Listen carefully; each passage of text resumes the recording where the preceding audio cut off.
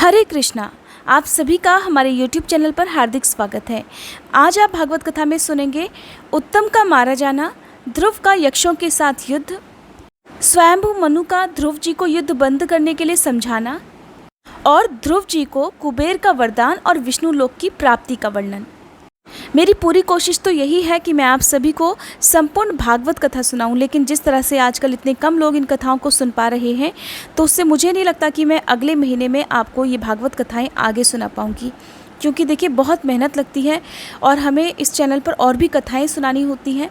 दूसरे चैनल पर मैंने सोचा था कि मैं आपको पितृपक्ष की कथाएं सुनाऊंगी, लेकिन उसमें भी बहुत समय लगेगा बनाने में वीडियोस।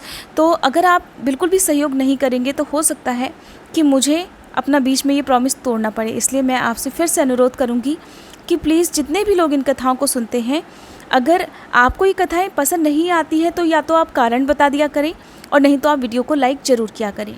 श्री मैत्रेय जी कहते हैं, हे विदुर जी, ध्रुव ने प्रजापति शिशुमार की पुत्री भ्रमी के साथ विवाह किया। उससे उनके कल्प और वत्सर नाम के 2 पुत्र उत्पन्न हुए। महाबली ध्रुव की दूसरी स्त्री वायुपुत्री इला थी। उससे उनके उत्कल नाम के एक पुत्र और एक कन्या रत्न का जन्म हुआ। उत्तम का अभी विवाह नहीं हुआ था कि एक दिन शिकार खेलते समय उसे हिमालय पर्वत पर एक बलवान यक्ष ने मार डाला। उसके साथ उसकी माता भी परलोक सिधार गई। ध्रुव ने जब भाई के मारे जाने का समाचार सुना तो वे क्रोध, शोक और उद्वेग से भरकर एक विजयप्रद रथ पर सवार होकर यक्षों के देश में जा पहुंचे। उन्होंने उत्तर दिशा में जाकर हिमालय की घाटी में यक्षों से भरी हुई अलकापुरी देखी। उसमें अनेकों भूत, प्रेत, पिशाच आदि रुद्रानुचर रहते थे। हे विदुर जी, वहां पहुंचकर महाबाहु ध्रुव ने अपना शंख बजाया तथा संपूर्ण आकाश और दिशाओं को गुंजा दिया। उस शंख ध्वनि से यक्ष पत्नियां बहुत ही डर गईं। उनकी आंखें भय से कातर हो उठी। वीरवर विदुर जी, महाबलवान यक्ष वीरों को ये शंखनाद सहन नहीं हुआ, इसलिए वे तरह तरह के अस्त्र शस्त्र लेकर नगर के बाहर निकल आए और फिर ध्रुव पर टूट पड़े। महारथी ध्रुव प्रचंड धनुर्धर थे। उन्होंने एक ही साथ उनमें से प्रत्येक को 3-3 बाण मारे। उन सभी ने जब अपने अपने मस्तकों में 3-3 बाण लगे देखे, तब उन्हें यह विश्वास हो गया कि हमारी हार निश्चित है। वे ध्रुव जी के इस अद्भुत पराक्रम की प्रशंसा करने लगे।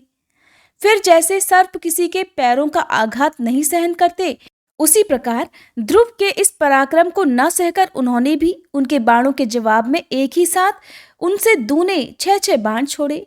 यक्षों की संख्या 13 अयुत थी।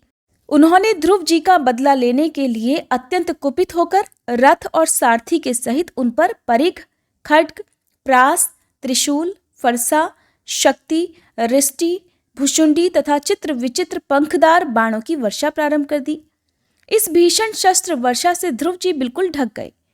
तब लोगों को उनका दिखना वैसे ही बंद हो गया जैसे भारी वर्षा से पर्वत का।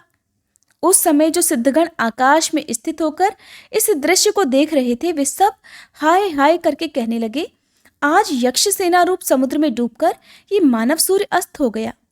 यक्ष लोग अपनी विजय की घोषणा करते हुए युद्ध क्षेत्र में सिंह की तरह गरजने लगे। इसी बीच में ध्रुव जी का रथ एकाएक वैसे ही प्रकट हो गया जैसे कोहरे में से सूर्य भगवान निकल आते हैं। ध्रुव जी ने अपने दिव्य धनुष की टंकार करके शत्रुओं के दिल दहला दिए और फिर प्रचंड बाणों की वर्षा करके उनके अस्त्र शस्त्रों को इस प्रकार छिन्न भिन्न कर दिया जैसे आंधी बादलों को तितर बितर कर डालती है।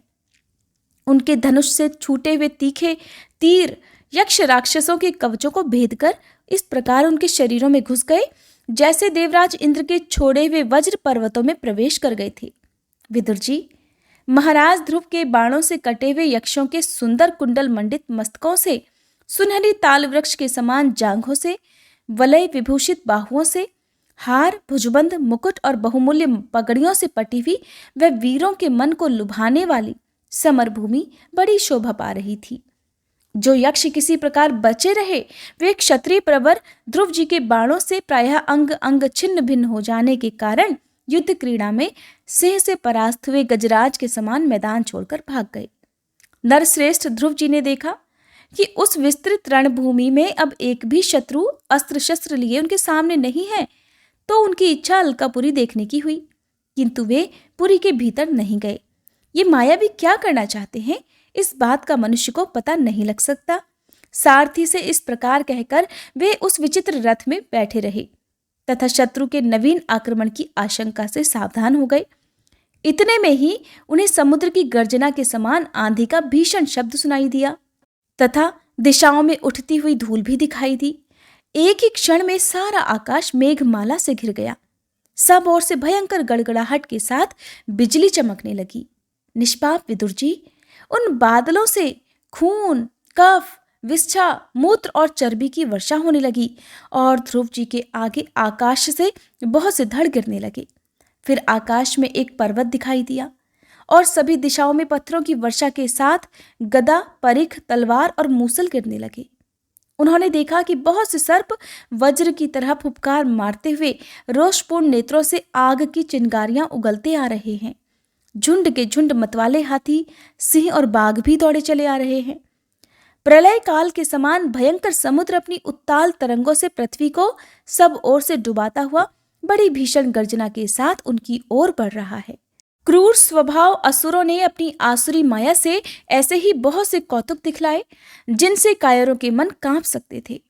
ध्रुव जी पर असुरों ने अपनी दुस्तर माया फैलाई है, ये सुनकर वहां कुछ मुनियों ने आकर उनके लिए मंगल कामना की। मुनियों ने कहा, उत्तानपाद नंदन ध्रुव, शरणागत भयभंजन शंख पाणी भगवान नारायण तुम्हारे शत्रुओं का संहार करे। भगवान का तो नाम ही ऐसा है जिसके सुनने और कीर्तन करने मात्र से मनुष्य दुस्तर मृत्यु के मुख से अनायास ही बच जाता है। श्री मैत्रेय जी कहते हैं, हे विदुर जी, ऋषियों का ऐसा कथन सुनकर महाराज ध्रुव ने आचमन कर श्री नारायण के बनाए हुए नारायण शास्त्र को अपने धनुष पर चढ़ाया। उस बाण के चढ़ाते ही यक्षों द्वारा रची गई नाना प्रकार की माया उसी क्षण नष्ट हो गई। जिस प्रकार ज्ञान का उदय होने पर अविद्यादि क्लेश नष्ट हो जाते हैं, ऋषिवर नारायण के द्वारा आविष्कृत उस अस्त्र को धनुष पर चढ़ाते ही उससे राजहंस के से पक्ष और सोने के फल वाले बड़े तीखे बाण निकले और जिस प्रकार मयूर केकारव करते वन में घुस जाते हैं, उसी प्रकार भयानक साए साए शब्द करते हुए वे शत्रु की सेना में घुस गए। उन तीखी धार वाले बाणों ने शत्रुओं को बेचैन कर दिया। तब उस रणांगन में अनेकों यक्षों ने अत्यंत कुपित होकर अपने अस्त्र शस्त्र संभाले और जिस प्रकार गरुड़ के छेड़ने से बड़े बड़े सर्प फन उठाकर उनकी ओर दौड़ते हैं, उसी प्रकार वे इधर उधर से ध्रुव जी पर टूट पड़े। उन्हें सामने आते देख ध्रुव जी ने अपने बाणों द्वारा उनकी भुजाएं, जंघा, कंधे और उदर आदि अंग प्रत्यंगों को छिन्न भिन्न कर उन्हें उस सर्वश्रेष्ठ लोक अर्थात सत्यलोक में भेज दिया, जिसमें ऊर्ध्वरेता मुनिगण सूर्य मंडल का भेदन करके जाते हैं। अब उनके पितामह स्वयंभु मनु ने देखा कि विचित्र रथ पर चढ़े हुए ध्रुव अनेकों निरपराध यक्षों को मार रहे हैं, तो उन्हें उन पर बहुत दया आई। वे बहुत से ऋषियों को साथ लेकर वहां आए और अपने पौत्र ध्रुव को समझाने लगे। मनु जी इस प्रकार कहने लगे कि बेटा, बस, अब बस करो, अधिक क्रोध करना ठीक नहीं है। ये पापी नरक का द्वार है, इसी के वशीभूत होकर तुमने इन निरपराध यक्षों का वध किया है। हे तात, तुम जो निर्दोष यक्षों के संहार पर उतर रहे हो, ये हमारे कुल के योग्य कर्म नहीं है। साधु पुरुष इसकी बड़ी निंदा करते हैं। बेटा, तुम्हारा अपने भाई पर बड़ा अनुराग था, ये तो ठीक है, परंतु देखो तो, उसके वध से संतप्त होकर तुमने एक यक्ष के अपराध करने पर प्रसंगवश कितनों की हत्या कर डाली। इस जड़ शरीर को ही आत्मा मानकर इसके लिए पशुओं की भांति प्राणियों की हिंसा करना, ये भगवत सेवी साधुजनों का मार्ग नहीं है। प्रभु की आराधना करना बड़ा कठिन है, परंतु तुमने तो लड़कपन में ही संपूर्ण भूतों के आश्रय स्थान श्री हरि की सर्वभूतात्म भाव से आराधना करके उनका परम पद प्राप्त कर लिया है। तुम्हें तो प्रभु भी अपना प्रिय भक्त समझते हैं तथा भक्तजन भी तुम्हारा आदर करते हैं। तुम साधु जनों के पथ प्रदर्शक हो, फिर भी तुमने ऐसा निंदनीय कर्म कैसे किया? सर्वात्मा श्री हरि तो अपने से बड़े पुरुषों के प्रति सहनशीलता, छोटों के प्रति दया, बराबर वालों के साथ मित्रता और समस्त जीवों के साथ समता का बर्ताव करने से ही प्रसन्न होते हैं। और प्रभु के प्रसन्न हो जाने पर पुरुष प्राकृत गुणों एवं उनके कार्य रूप लिंग शरीर से छूटकर परमानंद स्वरूप को प्राप्त हो जाता है। बेटा ध्रुव, देहादि के रूप में परिणत हुए पंचभूतों से ही स्त्री पुरुष का आविर्भाव होता है और फिर उनके पारस्परिक समागम से दूसरे स्त्री पुरुष उत्पन्न होते हैं। ध्रुव, इस प्रकार भगवान की माया से सत्वादि गुणों में न्यूनाधिक भाव होने से ही जैसे भूतों द्वारा शरीर की रचना होती है, वैसे ही उनकी स्थिति और प्रलय भी होते हैं। हे पुरुष श्रेष्ठ, निर्गुण परमात्मा तो इनमें केवल निमित्त मात्र है। उसके आश्रय से यह कार्य कारणात्मक जगत उसी प्रकार भ्रमता रहता है जैसे चुंबक के आश्रय से लोहा। काल शक्ति के द्वारा क्रमशः सत्वादि गुणों में क्षोभ होने से लीलामय भगवान की शक्ति भी सृष्टि आदि के रूप में विभक्त हो जाती है। अतः भगवान अकर्ता होकर भी जगत की रचना करते हैं और संहार करने वाले न होकर भी इसका संहार करते हैं। सचमुच उन अनंत प्रभु की लीला सर्वथा अचिंतनीय है। ध्रुव, वे काल स्वरूप अव्यय परमात्मा ही स्वयं अंतरहित होकर भी जगत का अंत करने वाले हैं तथा अनादि होकर भी सबके आदि करता है। वे ही एक जीव से दूसरे जीव को उत्पन्न कर संसार की सृष्टि करते हैं तथा मृत्यु के द्वारा मारने वाले को भी मरवाकर उसका संहार करते हैं। वे काल भगवान संपूर्ण सृष्टि में समान रूप से अनुप्रविष्ट हैं। उनका ना तो कोई मित्र पक्ष है और ना शत्रु पक्ष। जैसे वायु के चलने पर धूल उसके साथ साथ उड़ती है, उसी प्रकार समस्त जीव अपने अपने कर्मों के अधीन होकर काल की गति का ही अनुसरण करते हैं। अपने अपने कर्मानुसार सुख दुख आदि फल भोगते हैं। सर्वसमर्थ श्री हरि कर्म बंधन में बंधे हुए जीव की आयु की वृद्धि और क्षय का विधान करते हैं, परंतु वे स्वयं इन दोनों से रहित और अपने स्वरूप में स्थित हैं। हे राजन, इन परमात्मा को ही मीमांसक लोग कर्म, चार्वाक, स्वभाव, वैशेषिक, मतावलंबी काल, ज्योतिषी दैव और कामशास्त्री काम कहते हैं। वे किसी भी इंद्रिय या प्रमाण के विषय नहीं हैं। महद आदि अनेक शक्तियां भी उन्हीं से प्रकट हुई हैं। वे क्या करना चाहते हैं, इस बात को भी संसार में कोई नहीं जानता। फिर अपने मूल कारण उन प्रभु को तो जान ही कौन सकता है। बेटा ध्रुव, ये कुबेर के अनुचर तुम्हारे भाई को मारने वाले नहीं हैं, क्योंकि मनुष्य के जन्म मरण का वास्तविक कारण तो ईश्वर है। एकमात्र वही संसार को रचता, पालता और नष्ट करता है, किंतु अहंकार शून्य होने के कारण इसके गुण और कर्मों से वह सदा निर्लेप रहता है। वे संपूर्ण प्राणियों के अंतरात्मा, नियंता और रक्षा करने वाले प्रभु ही अपनी माया शक्ति से युक्त होकर समस्त जीवों का सृजन, पालन और संहार करते हैं। जिस प्रकार नाक में नकेल पड़े हुए बैल अपने मालिक का बोझा ढोते रहते हैं, उसी प्रकार जगत की रचना करने वाले ब्रह्मादि भी नाम रूप डोरी से बंधे हुए उन्हीं की आज्ञा का पालन करते हैं। वे अभक्तों के लिए मृत्यु रूप और भक्तों के लिए अमृत रूप हैं तथा संसार के एकमात्र आश्रय हैं।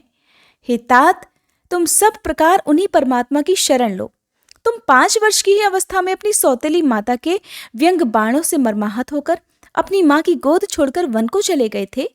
वहां तपस्या द्वारा जिन ऋषिकेश भगवान की आराधना करके तुमने त्रिलोकी से ऊपर ध्रुव पद प्राप्त किया है और जो तुम्हारे वैरभावहीन सरल हृदय में वात्सल्यवश विशेष रूप से विराजमान हुए थे, उन निर्गुण अद्वितीय अविनाशी और नित्यमुक्त परमात्मा को अध्यात्म दृष्टि से अपने अंतःकरण में ही ढूंढो। उनमें ये भेदभावमय प्रपंच न होने पर भी प्रतीत हो रहा है।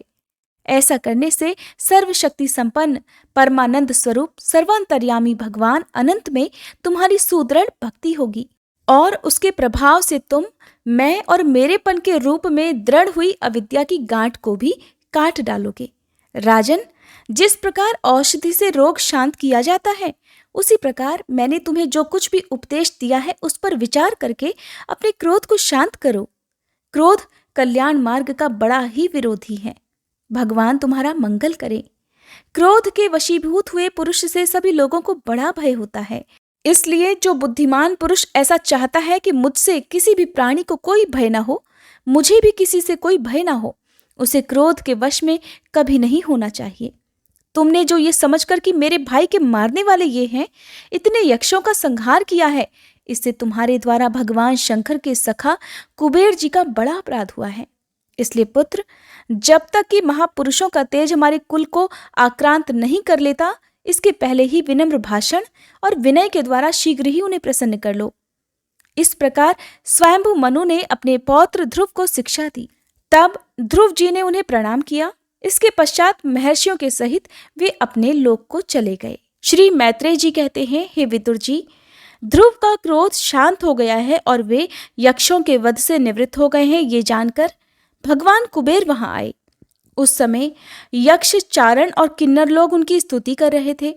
उन्हें देखते ही ध्रुव जी हाथ जोड़कर खड़े हो गए। तब कुबेर जी ने कहा, हे शुद्ध हृदय क्षत्रिय कुमार, तुमने अपने दादा के उपदेश से ऐसा दुस्तज वैर त्याग दिया, इससे मैं तुम पर बहुत प्रसन्न हूं। वास्तव में न तुमने यक्षों को मारा है और न यक्षों ने तुम्हारे भाई को। समस्त जीवों की उत्पत्ति और विनाश का कारण तो एकमात्र काल ही है। ये मैं, तू आदि मिथ्या बुद्धि तो जीव को अज्ञानवश स्वप्न के समान शरीर आदि की ही आत्मा मानने से उत्पन्न होती है। इसी से मनुष्य को बंधन और दुख आदि विपरीत अवस्थाओं की प्राप्ति होती है। ध्रुव, अब तुम जाओ, भगवान तुम्हारा मंगल करें। तुम संसार पाश से मुक्त होने के लिए सब जीवों में समदृष्टि रखकर सर्वभूतात्मा भगवान श्री हरि का भजन करो। वे संसार पाश का छेदन करने वाले हैं तथा संसार की उत्पत्ति आदि के लिए अपनी त्रिगुणात्मिका माया शक्ति से युक्त होकर भी वास्तव में उससे रहित हैं। उनके चरण कमल ही सबके लिए भजन करने योग्य हैं। प्रेवर, हमने सुना है तुम सर्वदा भगवान कमलनाभ के चरण कमलों के समीप रहने वाले हो, इसलिए तुम अवश्य ही वर पाने योग्य हो। ध्रुव, तुम्हें जिस भी वर की इच्छा हो मुझसे निसंकोच और निशंक होकर मांग लो। श्री मैत्रेय जी कहते हैं, विदुर जी, यक्षराज कुबेर ने जब इस प्रकार वर मांगने के लिए आग्रह किया, तब महाभागवत महामती ध्रुव जी ने उनसे यही मांगा कि मुझे श्री हरि की अखंड स्मृति बनी रहे, जिससे मनुष्य सहज ही 2 स्तर संसार सागर को पार कर जाता है। इडविडा के पुत्र कुबेर जी ने बड़े प्रसन्न मन से उन्हें भगवत स्मृति प्रदान की। फिर उनके देखते ही देखते वे अंतर्ध्यान हो गए। इसके पश्चात ध्रुव जी भी अपनी राजधानी को वापस लौट आए। वहां रहते हुए उन्होंने बड़ी बड़ी दक्षिणा वाले यज्ञों से भगवान यज्ञ पुरुष की आराधना की। भगवान ही द्रव्य, क्रिया, देवता संबंधी समस्त कर्म और उसके फल हैं तथा वे ही कर्म फल के दाता भी हैं। सर्वोपाधि शून्य सर्वात्मा श्री अच्युत में प्रबल वेग युक्त भक्ति भाव रखते हुए ध्रुव जी अपने में और समस्त प्राणियों में सर्वव्यापक श्री हरि को ही विराजमान देखने लगे। ध्रुव जी बड़े ही शील संपन्न, ब्राह्मण भक्त, दीन वत्सल और धर्म मर्यादा के रक्षक थे। उनकी प्रजा उन्हें साक्षात पिता के समान मानती थी। इस प्रकार तरह तरह के ऐश्वर्य भोग से, पुण्य का और भोगों के त्याग पूर्वक यज्ञ आदि कर्मों के अनुष्ठान से पाप का क्षय करते हुए उन्होंने 36,000 वर्ष तक पृथ्वी पर शासन किया। जितेंद्रिय महात्मा ध्रुव ने इसी तरह अर्थ, धर्म और काम के संपादन में बहुत से वर्ष बिताकर अपने पुत्र उत्कल को राज सिंहासन सौंप दिया। इस संपूर्ण दृश्य प्रपंच को अविद्या रचित स्वप्न और गंधर्व नगर के समान माया से अपने में ही कल्पित मानकर और ये समझकर कि शरीर, स्त्री, पुत्र, मित्र, सेना भरा पूरा खजाना, जनाने महल, सुरम्य विहार भूमि और समुद्र पर्यंत भूमंडल का राज्य, ये सभी काल के गाल में पड़े हुए हैं। वे बद्रिकाश्रम को चले गए। वहां उन्होंने पवित्र जल में स्नान कर इंद्रियों को विशुद्ध किया अर्थात शांत किया। फिर स्थिर आसन से बैठकर प्राणायाम द्वारा वायु को वश में किया। तदंतर मन के द्वारा इंद्रियों को बाह्य विषयों से हटाकर मन को भगवान के स्थूल विराट स्वरूप में स्थिर कर दिया। उसी विराट रूप का चिंतन करते करते वे अंत में ध्याता और ध्येय के भेद से शून्य निर्विकल्प समाधि में लीन हो गए और उस अवस्था में विराट रूप का भी परित्याग कर दिया। इस प्रकार भगवान श्री हरि के प्रति निरंतर भक्ति भाव का प्रवाह चलते रहने से उनके नेत्रों में बार बार आनंदाश्रुओं की बाढ़ सी आ जाती थी। इससे उनका हृदय द्रवीभूत हो गया और शरीर में रोमांच हो आया। फिर देहाभिमान गलित हो जाने से उन्हें मैं ध्रुव हूं इसकी स्मृति भी नहीं रही। इसी समय ध्रुव जी ने आकाश से एक बड़ा ही सुंदर विमान उतरते हुए देखा। वह अपने प्रकाश से 10 दिशाओं को आलोकित कर रहा था, मानो पूर्णिमा का चंद्र ही उदय हुआ हो। उसमें 2 श्रेष्ठ पार्षद गदाओं का सहारा लिए खड़े थे। उनकी 4 भुजाएं थी, सुंदर श्याम शरीर था, किशोर अवस्था थी और अरुण कमल के समान नेत्र थे। वे सुंदर वस्त्र, किरीट, हार, भुजबंद और अति मनोहर कुंडल धारण किए हुए थे। उन्हें पुण्य श्लोक श्री हरि के सेवक जान ध्रुव जी हड़बड़ाहट में पूजा आदि का क्रम भूलकर सहसा खड़े हो गए और ये भगवानों के पार्षद में प्रधान है ऐसा समझकर उन्होंने श्री मधुसूदन के नामों का कीर्तन करते हुए उन्हें हाथ जोड़कर प्रणाम किया। ध्रुव जी का मन भगवान के चरण कमलों में तल्लीन हो गया और वे हाथ जोड़कर बड़ी नम्रता के साथ अपना सिर नीचा किए खड़े रह गए। तब श्री हरि के प्रिय पार्षद सुनंद और नंद ने उनके पास जाकर मुस्कुराते हुए कहा, राजन, आपका कल्याण हो। अब आप सावधान होकर हमारी बात सुनिए। आपने 5 वर्ष की अवस्था में ही तपस्या करके सर्वेश्वर भगवान को प्रसन्न कर लिया था। हम उन्हीं शंखपाणी भगवान विष्णु के सेवक हैं और आपको भगवान के धाम में ले जाने के लिए यहाँ आए हैं। आपने अपनी भक्ति के प्रभाव से विष्णु लोक का अधिकार प्राप्त कर लिया है, जो औरों के लिए बड़ा दुर्लभ है। परम ज्ञानी सप्तऋषि भी वहां तक नहीं पहुंच सके, वे नीचे से केवल उसे देखते ही रहते हैं। सूर्य और चंद्रमा आदि ग्रह, नक्षत्र और तारागण भी उनकी प्रदक्षिणा किया करते हैं। चलिए, आप उसी विष्णु धाम में निवास कीजिए। प्रियवर, आज तक आपके पूर्वज तथा और कोई भी उस पद पर कभी नहीं पहुंच सके। भगवान विष्णु का वह परम धाम सारे संसार का वंदनीय है। आप वहां चलकर विराजमान होइए। आयुष्मान, ये श्रेष्ठ विमान पुण्य श्लोक शिखामणि श्री हरि ने आपके लिए ही भेजा है। आप इस पर चढ़ने योग्य हैं। श्री मैत्रेय जी कहते हैं, भगवान के प्रमुख पार्षदों के ऐसे अमृतमय वचन सुनकर परम भागवत ध्रुव जी ने स्नान किया। फिर संध्या वंदन आदि नित्य कर्म से निवृत्त होकर मांगलिक अलंकार आदि धारण किए। बद्रिकाश्रम में रहने वाले मुनियों को प्रणाम करके उनका आशीर्वाद लिया। इसके बाद उस श्रेष्ठ विमान की पूजा और प्रदक्षिणा की और पार्षदों को प्रणाम कर स्वर्ण के समान कांतिमान दिव्य रूप धारण कर उस पर चढ़ने को तैयार हुए। इतने में ही ध्रुव जी ने देखा कि काल मूर्तिमान होकर उनके सामने खड़ा है। तब वे मृत्यु के सिर पर पैर रखकर उस अद्भुत विमान पर चढ़ गए। उस समय आकाश में दुंदुभी, मृदंग और ढोल आदि बाजे बजने लगे। श्रेष्ठ गंधर्व गान करने लगे और फूलों की वर्षा आकाश में से होने लगी। विमान पर बैठकर ध्रुव जी ज्यों ही भगवान के धाम को जाने के लिए तैयार हुए, त्यों त्यों उन्हें अपनी माता सुनीति का स्मरण हो आया। वे सोचने लगे, क्या मैं बेचारी माता को छोड़कर अकेला ही दुर्लभ वैकुंठ धाम को जाऊंगा? नंद और सुनंदन ने ध्रुव के हृदय की बात जानकर उन्हें दिखलाया कि देवी सुनीति आगे आगे दूसरे विमान पर जा रही हैं।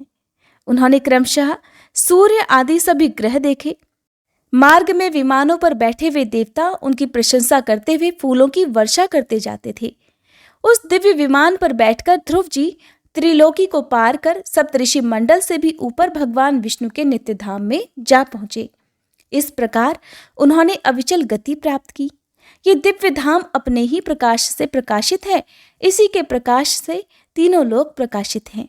इसमें जीवों पर निर्दयता करने वाले पुरुष कभी नहीं जा सकते। यहाँ तो उन्हीं की पहुंच होती है जो दिन रात प्राणियों के कल्याण के लिए शुभ कर्म ही करते रहते हैं, जो शांत, समदर्शी, शुद्ध और सभी प्राणियों को प्रसन्न रखने वाले हैं तथा भगवत भक्तों को ही अपना एकमात्र सच्चा सुहृद मानते हैं। ऐसे लोग सुगमता से ही इस भगवत धाम को प्राप्त कर लेते हैं। इस प्रकार उत्तनपाद के पुत्र भगवत परायण श्री ध्रुव जी तीनों लोकों के ऊपर उसके निर्मल चूड़ामणि के समान विराजमान हुए। हे कुरुनंदन, जिस प्रकार दाएं चलाने के समय खंबे के चारों ओर बैल घूमते हैं, उसी प्रकार ये गंभीर वेग वाला ज्योतिष चक्र उस अविनाशी लोक के आश्रय ही निरंतर घूमता रहता है। उसकी महिमा देखकर देवर्षि नारद ने प्रचेताओं की यज्ञशाला में वीणा बजाकर ये 3 श्लोक गाए थे। नारायण नारायण। पति परायणा सुनीति के पुत्र ध्रुव ने तपस्या द्वारा अद्भुत शक्ति संचित करके जो गति पाई है, उसे भगवत धर्मों की आलोचना करके वेदवादी मुनिगण भी नहीं पा सकते। फिर राजाओं की तो बात ही क्या है। अहो, वे 5 वर्ष की अवस्था में ही सौतेली माता के वाग्बाणों से मर्माहत होकर दुखी हृदय से वन में चले गए और मेरे उपदेश के अनुसार आचरण करके ही उन अजय प्रभु को जीत लिया, जो केवल अपने भक्तों के गुणों से ही वश में हो जाते हैं। ध्रुव जी ने तो 5-6 वर्ष की अवस्था में कुछ दिनों की तपस्या से ही भगवान को प्रसन्न करके उनका परम पद प्राप्त कर लिया, किंतु उनके अधिकृत किए हुए इस पद को भूमंडल में कोई दूसरा क्षत्रिय तो क्या वर्षों तक तपस्या करके भी पा सकता है। तब श्री मैत्रेय जी कहते हैं कि विदुर जी, तुमने मुझसे उदार कीर्ति ध्रुव जी के चरित्र के विषय में पूछा था, सो मैंने तुम्हें वह पूरा का पूरा सुना दिया। साधुजन इस चरित्र की बड़ी प्रशंसा करते हैं। यह धन, यश और आयु की वृद्धि करने वाला, परम पवित्र और अत्यंत मंगलमय है। इससे स्वर्ग और अविनाशी पद भी प्राप्त हो सकता है। ये देवत्व की प्राप्ति कराने वाला बड़ा ही प्रशंसनीय और समस्त पापों का नाश करने वाला है। भगवत भक्त ध्रुव के इस पवित्र चरित्र को जो श्रद्धापूर्वक बार बार सुनते हैं, उन्हें भगवान की भक्ति प्राप्त होती है, जिससे उनके सभी दुखों का नाश हो जाता है। इसे श्रवण करने वाले को शील आदि गुणों की प्राप्ति होती है। जो महत्व चाहते हैं उन्हें महत्व की प्राप्ति करने वाला स्थान मिलता है। जो तेज चाहते हैं उन्हें तेज प्राप्त होता है और मनस्वियों का मान बढ़ता है। पवित्र कीर्ति ध्रुव जी के इस महान चरित्र का प्रातः और सायंकाल ब्राह्मण आदि द्विजातियों के समाज में एकाग्र चित्त से कीर्तन करना चाहिए। भगवान के परम पवित्र चरणों की शरण में रहने वाला जो पुरुष इसे निष्काम भाव से पूर्णिमा, अमावस्या, द्वादशी, श्रवण नक्षत्र, तिथि क्षय, व्यतीत पात, संक्रांति अथवा रविवार के दिन श्रद्धालु पुरुषों को सुनाता है, वह स्वयं अपने आत्मा में ही संतुष्ट रहने लगता है और सिद्ध हो जाता है। यह साक्षात भगवत विषयक अमृतमय ज्ञान है। जो लोग भगवन मार्ग के मर्म से अनभिज्ञ हैं, उन्हें जो कोई इसे प्रदान करता है, उस दीन वत्सल कृपालु पुरुष पर देवता अनुग्रह करते हैं। ध्रुव जी के कर्म सर्वत्र प्रसिद्धि और परम पवित्र हैं। वे अपनी बाल्यावस्था में ही अपनी माता के घर और खिलौनों का मोह छोड़कर श्री विष्णु भगवान की शरण में चले गए थे। गुरुनंदन, उनका ये पवित्र चरित्र मैंने तुम्हें सुना दिया है। श्री सूत जी कहते हैं, हे शौनक जी, श्री मैत्रेय मुनि के मुख से ध्रुव जी के विष्णु पद पर आरूढ़ होने का वृत्तांत सुनकर विदुर जी के हृदय में भगवान विष्णु की भक्ति का उद्वेग हो आया और उन्होंने फिर मैत्रेय जी से प्रश्न करना आरंभ कर दिया। विदुर जी ने पूछा, हे भगवत परायण मुने, ये प्रचेता कौन थे? किसके पुत्र थे? किसके वंश में प्रसिद्ध थे और इन्होंने कहाँ यज्ञ किया था? भगवान के दर्शन से कृतार्थ नारद जी परम भागवत हैं, ऐसा मैं मानता हूँ। उन्होंने पंचरात्र का निर्माण करके श्री हरि की पूजा पद्धति रूप क्रिया योग का उपदेश किया है। जिस समय प्रचेतागण स्वधर्म का आचरण करते हुए भगवान यज्ञेश्वर की आराधना कर रहे थे, उसी समय भक्त प्रवर नारद जी ने ध्रुव का गुणगान किया था। हे ब्राह्मण, उस स्थान पर उन्होंने भगवान की जिन जिन लीला कथाओं का वर्णन किया था, वे सब पूर्ण रूप से मुझे सुनाइए। मुझे उनके सुनने की बड़ी इच्छा है। तब श्री मैत्रेय जी ने कहा, हे विदुर जी, महाराज ध्रुव के वन चले जाने पर उनके पुत्र उत्कल ने अपने पिता के सार्वभौम वैभव और राज्य सिंहासन को अस्वीकार कर दिया। वह जन्म से ही शांतचित्त, आसक्ति शून्य और समदर्शी था तथा संपूर्ण लोकों को अपनी आत्मा में और अपनी आत्मा को संपूर्ण लोकों में स्थित देखता था। उसके अंतःकरण का वासना रूप मल अखंड योगाग्नि से भस्म हो गया था। इसीलिए वह अपनी आत्मा को विशुद्ध बोधरस के साथ अभिन्न, आनंदमय और सर्वत्र व्याप्त देखता था।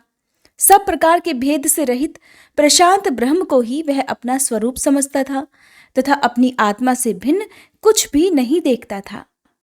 वह अज्ञानियों को रास्ते आदि साधारण स्थानों में बिना लपट की आग के समान मूर्ख, अंधा, बहरा, पागल अथवा गूंगा सा प्रतीत होता था। वास्तव में ऐसा था नहीं। इसलिए कुल के बड़े बूढ़े तथा मंत्रियों ने उसे मूर्ख और पागल समझकर उसके छोटे भाई भ्रमिपुत्र वत्सर को राजा बना दिया। वत्सर की प्रेयसी भार्या स्ववीर्थी के गर्भ से पुष्पार्ण, तिग्मकेतु, ईश, उर्ज, वसु और जय नाम के 6 पुत्र हुए। पुष्पार्ण के प्रभा और दोषा नाम की 2 स्त्रियां थीं। उनमें से प्रभा के प्रातः, मध्यंत और सायं ये 3 पुत्र हुए। दोषा के प्रदोष, निशीत और व्युष्ट ये 3 पुत्र हुए। व्युष्ट ने अपनी भार्या पुष्कारिणी से सर्वतेजा नाम का पुत्र उत्पन्न किया। उसकी पत्नी आकुति से चक्षु नामक पुत्र उत्पन्न हुआ। चाक्षुष मनवंतर में वही मनु हुआ। चक्षु मनु की स्त्री नववलासे, पुरु, कुत्स, त्रित, दुम्न, सत्यवान, रित, व्रत, अग्निष्टोम, अतिरात्र, प्रद्युम्न, शिवी और उन्मुख ये 12 सत्वर्णी बालक उत्पन्न हुए। इनमें उल्मुख ने अपनी पत्नी पुष्करिणी से अंग, सुमना, ख्याति, क्रतु, अंगिरा और गए ये 6 उत्तम पुत्र उत्पन्न किए। अंग की पत्नी सुनीता ने क्रूर कर्मा वेन को जन्म दिया, जिसकी दुष्टता से उद्विग्न होकर राजर्षि अंग नगर छोड़कर चले गए थे। प्यारे विदुर जी, मुनियों के वाक्य वज्र के समान अमोघ होते हैं। उन्होंने कुपित होकर वेन को श्राप दे डाला और जब वह मर गया तब कोई राजा न रहने के कारण लोक में लुटेरों के द्वारा प्रजा को बहुत कष्ट होने लगा। ये देखकर उन्होंने वेन की दाहिनी भुजा का मंथन किया, जिससे भगवान विष्णु के अंशावतार आदि सम्राट महाराज पृथु प्रकट हुए। विदुर जी ने पूछा, हे ब्राह्मण, महाराज अंग तो बड़े शील संपन्न, साधु स्वभाव, ब्राह्मण भक्त और महात्मा थे। उनके वेन जैसा दुष्ट पुत्र कैसे हुआ, जिसके कारण दुखी होकर उन्हें नगर छोड़ना पड़ा? राजदंडधारी वेन का भी ऐसा क्या अपराध था जो धर्मज्ञ मुनीश्वरों ने उसके प्रति शाप रूप ब्रह्मदंड का प्रयोग किया?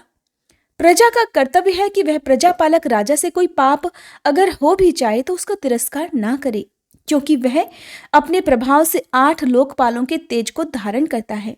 हे ब्राह्मण, आप भूत भविष्य की बातें जानने वालों में सर्वश्रेष्ठ हैं, इसीलिए आप मुझे सुनीता के पुत्र वेन की सब करतूतें बताइए।